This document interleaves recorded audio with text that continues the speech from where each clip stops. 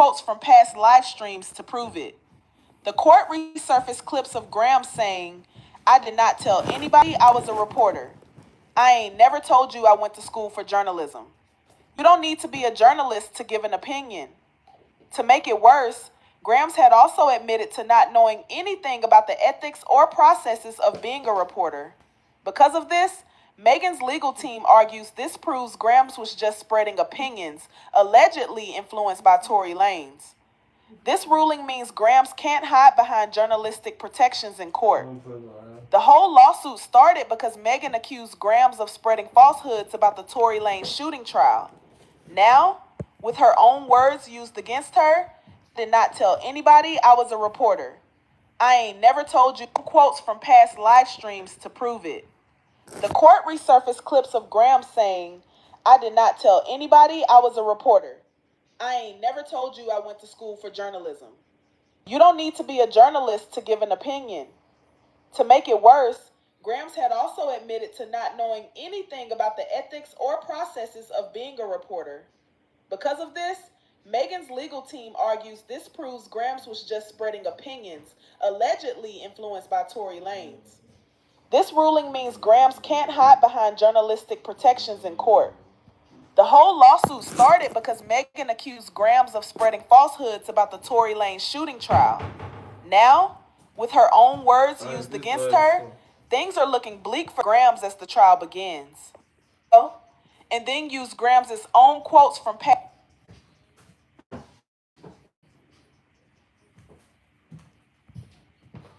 Speed this video if you need to because it is a lot of information and this is probably going to be a lengthy video. So let's switch gears and get right into it. All right, so jumping right in. According to document teams, trial starts tomorrow. Timeline of Megan Thee Stallion versus Milagro Cooper from the beginning to now. So the first piece of information that we are getting ready to get is from 2020 to 2023. The origin. July 12th, 2020, Megan is Pow Pow in Los Angeles. 2020 to 2023, Milagro Cooper becomes a leading online defender of Keebler Elf, posting commentary across Instagram, X, TikTok, YouTube, and Stationhead. Megan alleges this commentary escalated into a targeted harassment and misinformation campaign, including claims she lied under oath, was never Pow Pow, was mentally unstable / an alcoholic, committed perjury, and later promotion of an adult deepfake on June 8th, 2024. This period becomes the factual foundation of the lawsuit. Now, jumping to 2024, preservation notice and filing. October 29, 2024, preservation letter issued. Megan's lawyer sent Cooper a formal letter instructing her to preserve all text, messages, and digital evidence, including communications with Keebler Jr. and Keebler Sr. This letter becomes the centerpiece of the spoliation sanctions. October 29, 2024, lawsuit filed, Miami Federal Court, case 124-CV-24228-Pete versus Cooper, Judge Cecilia M.A., Magistrate Judge Lisette Reed. All right, so the claims include defamation per se. Remember, defamation per se is, let me just stay on track before I get off into that. Promotion of an altered adult image, Florida Deepfake Law 836.13, IIED, and cyber stalking. The complaint accuses Cooper of running an organized smear campaign allegedly aligned with Lanez's camp. Late 2024, early motions, summons issued, service completed, attorneys appear. Cooper files a motion to dismiss, gets mooted after Megan files her amended complaint.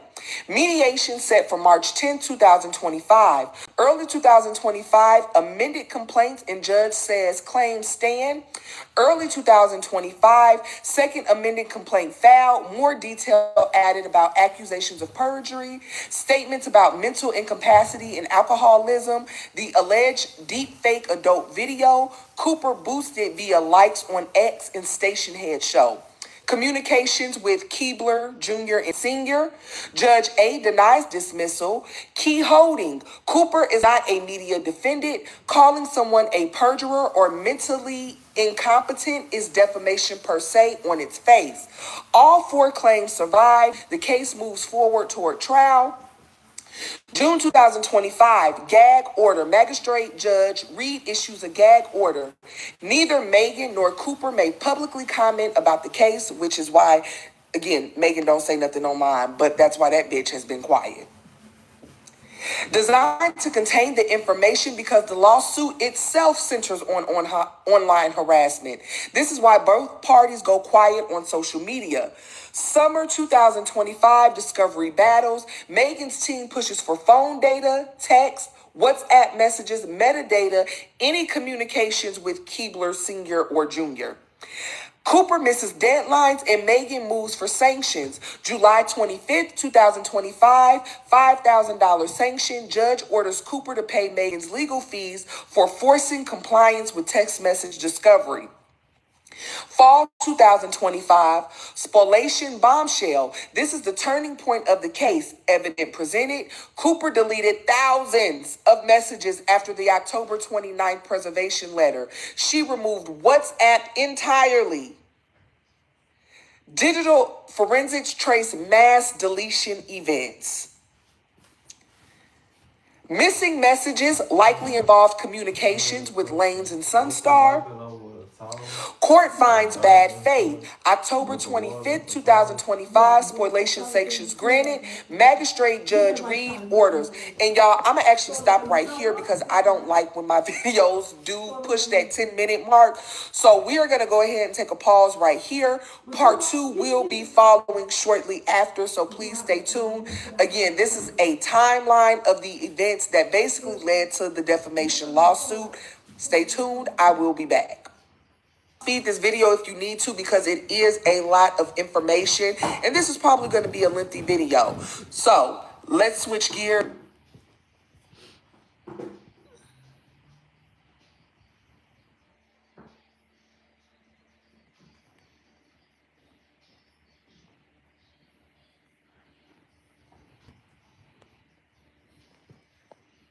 Court is over for the day. Milagro was the first witness, and she is going to be back on the witness stand tomorrow to keep testifying.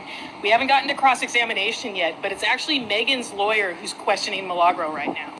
Now, Milagro's defense to the claim that she purposely promoted a fake video of Megan in a sexually explicit manner was that she thought the video was real. Jurors actually saw the video during Megan's lawyer's opening statement, and Megan's lawyer apologized for having to show it, but said that the jurors needed to see it because they need to see what Milagro was promoting. So I thought claiming that they thought the video was real was a pretty good defense to the claim of promoting an altered depiction because, how could they know that Milagro actually thought it was fake? The problem is Milagro repeatedly speculated about whether the video is fake in her live stream when she was showing it. She even says, oh, this has to be AI. So her defense that she thought it was real is kind of negated by that. So they are back tomorrow at 9 a.m. Milagro will have more testimony. We'll get into cross from her lawyer, and then Megan is expected to testify. I am going to write an article for legalaffairsandtrials.com. Check it out. Court is over for the day. Milagro. So anyway, show me how you do it. Here at the federal courthouse in Miami, where Megan Thee Stallion is going to go on trial in her defamation lawsuit against Milagro Cooper. Megan and Milagro are both going to be here this morning, and they're going to do jury selection. They might even get to opening statements this afternoon. This is a trial about whether Milagro is defaming Megan when she says that Megan lied in her trial about Tory Lanez shooting her. Now, the jury is going to be told that Tory Lanez refused to answer questions about how he met Milagro during a deposition from prison that's related to this case. The judge last night held him in contempt along with his lawyer, ordered him to pay $20,000. Lanez refused to answer how he first met Milagro, whether he's ever communicated with Milagro, and whether he sent Milagro Instagram direct messages or text messages. Now, this is the second adverse inference instruction against Milagro. There is another one saying that she intentionally deleted text messages and that jurors can view it the wrong way. Is this the Megan Thee Stallion trial team? Yes, I'm John O'Sullivan. Hi. How are you? I know who you are. I've seen your stuff. Thank you. Good to meet you. Good to meet you. Anything to say before you go in? All right. I'm heading into the courthouse. I've got an article up on legalaffairsandtrials.com that really lays out the land for this trial, and I'm going to be giving you guys more updates as the day goes on and the week goes by. Thank you. I'm here at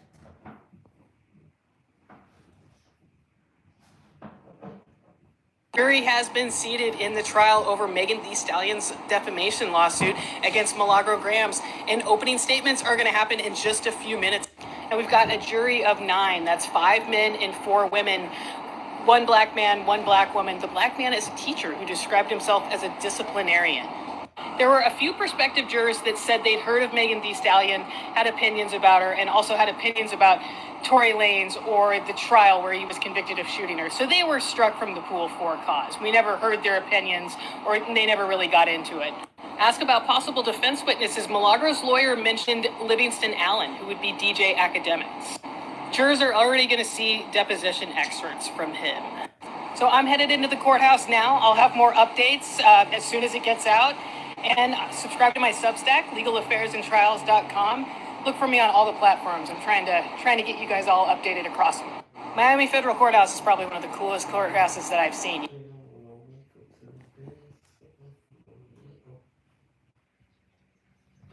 I'm gonna get this off of me.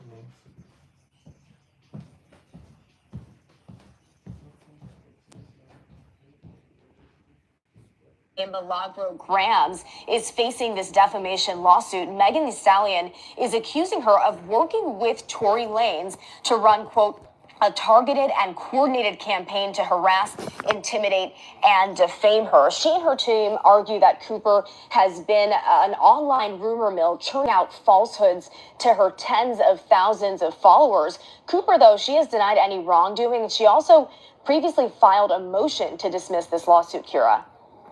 Well, Bernardo, what do you expect to hear from both sides in court?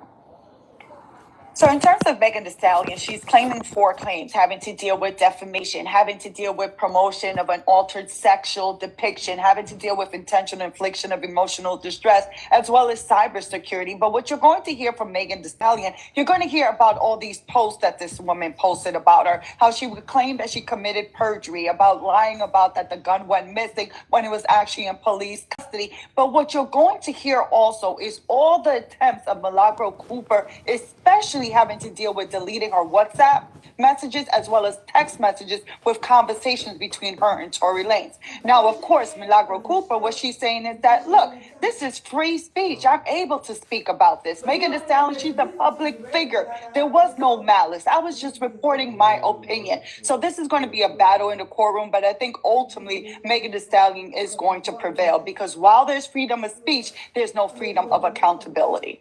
Well, then, Bernardo, do you think this trial could have implications beyond this case?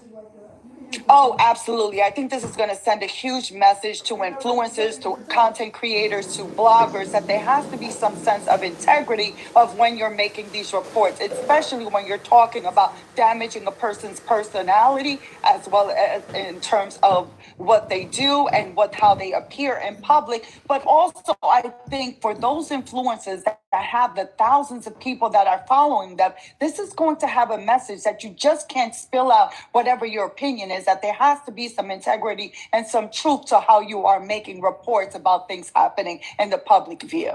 In the law.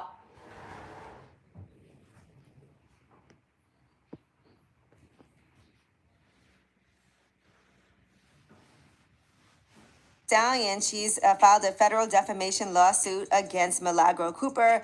Milagro Cooper she works on a platform, Station Head, and she has Mobs Radio on there. She said she gets about $6,300 each month to stream 5 days a week for 3 hours each day, and she gets between $5,000 to $10,000 monthly from that streaming service.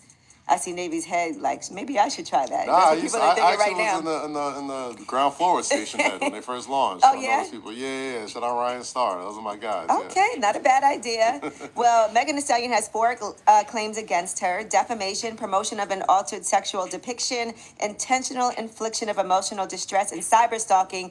That trial actually starts today. So right now in the courtroom, they are picking out the jurors. So, of course, they're asking them if they know who Meg Thee Stallion is. They're asking if they know who Tory Lanez is.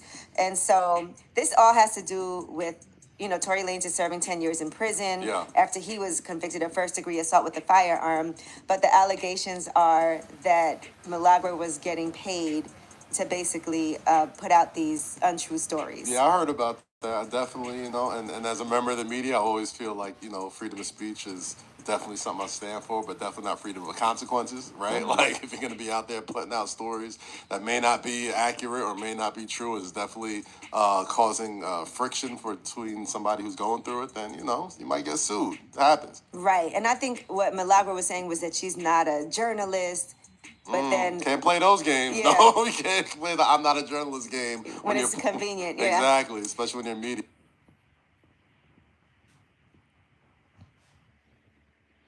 We know Meg is suing blogger Milagro Gramz, and today was the first day of trial, so we're getting into all the details. As always, I'm an attorney, but I'm not yours. That's the most important part. So today was day one. Obviously, we have jury selection, and there is 5 men and 4 women on the jury. There's 1 black man and 1 black woman. Now, the black man is actually a teacher, and he described himself as a disciplinarian. I think he's going to be interesting. Then they move into opening statements. But before that, the judge basically gives a synopsis of the case. I'm going to hit you with the highlight. Now, all over social media, we've been saying, Meg suing for defamation. Even I have said that. But I've also done a separate video on what her real causes of action are. She's claiming and suing that Milagro doctored a fake corn video. She's suing for cyber stalking. She's also suing for intentional infliction of emotional distress, something that we call IIED. And then she's suing for false light. After the judge gives his synopsis, they move into opening statements. Now, Meg's team goes first, and they actually play audio of the gunshot wounds. And, girl, wounds is crazy. They play audio of that night and the gunshots. And remember, opening statements is your opportunity to paint the picture for everything that you're about to lay out for the jury throughout the trial. And the point of Meg's team doing this was to really show that what happened was real and that Milagro was lying, and then spreading misinformation online. Obviously, both sides get the opportunity to do opening statements, so when it was Milagro and her team's turn, they painted Meg as a liar. Basically, they're trying to show that she was a liar, she lied. When Milagro, I'm going to call that girl a blogger from now on because I know I'm fucking up her name. When the girl was spreading misinformation online, she was doing so believing that it was true. Opening statements last about 45 minutes, so they wrapped that up quick, and then they moved right into testimony, and the blogger was the first witness. Okay, you don't have to. Several different types of evidence, all of which she said she didn't remember. They didn't finish direct, so tomorrow she will be called to the stand again and likely finish her testimony. That is all we have for today. I will be back to summarize what happens tomorrow.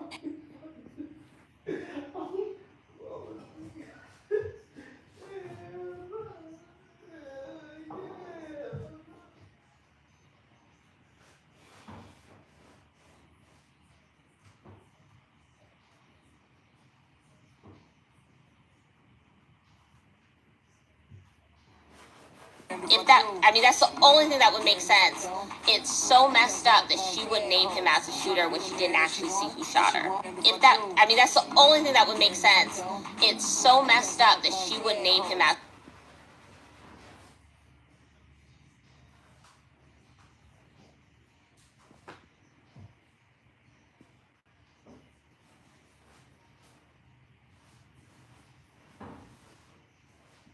Trial on the shorts, and but let y'all know how it goes.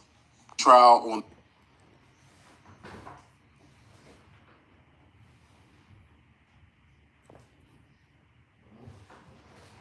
Let's switch gears and get right into it.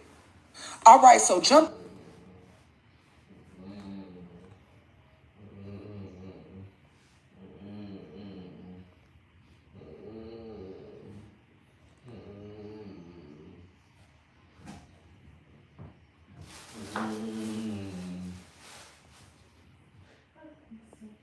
In a car with her in Ibiza and observe her. This is her allegation.